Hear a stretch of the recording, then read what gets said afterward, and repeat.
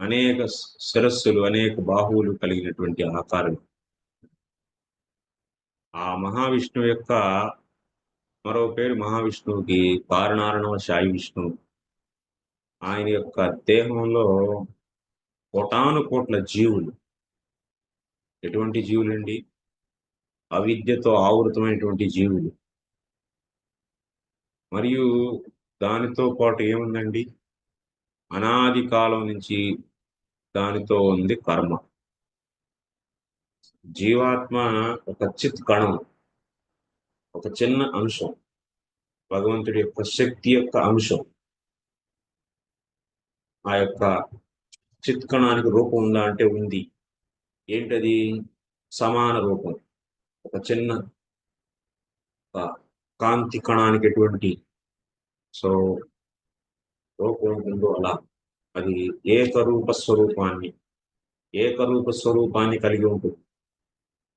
దాంట్లో జ్ఞానం ఉంటుంది, దానికి జ్ఞానం ఉంటుంది. అది జ్ఞాన స్వరూపం, అది జ్ఞానమయం. ఆ యొక్క కణం నేను ఆత్మ అని చెప్పి ఆ కణానికి అవగాహన ఉంటుంది, జ్ఞానం ఉంటుంది.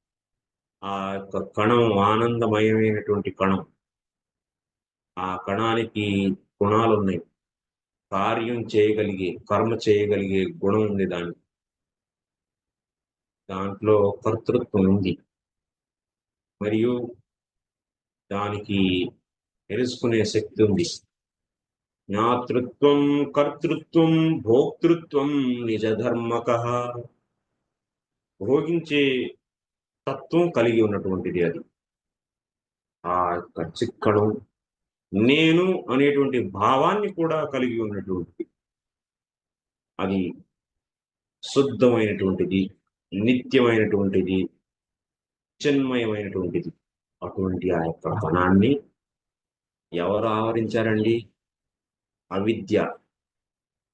ఈ యొక్క అవిద్య ఆవరణం వల్ల జీవాత్మ తను తాను తెలుసుకోలేకపోతుంది. ఏ విధంగా అయితే మన కళ్ళని అంధకారం ఆవరిస్తే మనకి వస్తువుల్ని చూడగలిగేటువంటి శక్తి ఉన్నప్పటికీ నేను చూడలేము. ఒక అంధకారమైనటువంటి గదిలోకి కనుక వెళితే కళ్ళల్లో చూసేటువంటి శక్తి ఉన్నప్పటికీ ఆ అంధకారం కళ్ళను కప్పటం వల్ల ఆ యొక్క గదిలో ఉన్నటువంటి వస్తువుల్ని మనం చూడలేకపోతున్నాం. అదే విధంగా జీవాత్మలో తెలుసుకునేటువంటి జ్ఞానశక్తి ఉన్నప్పటికీ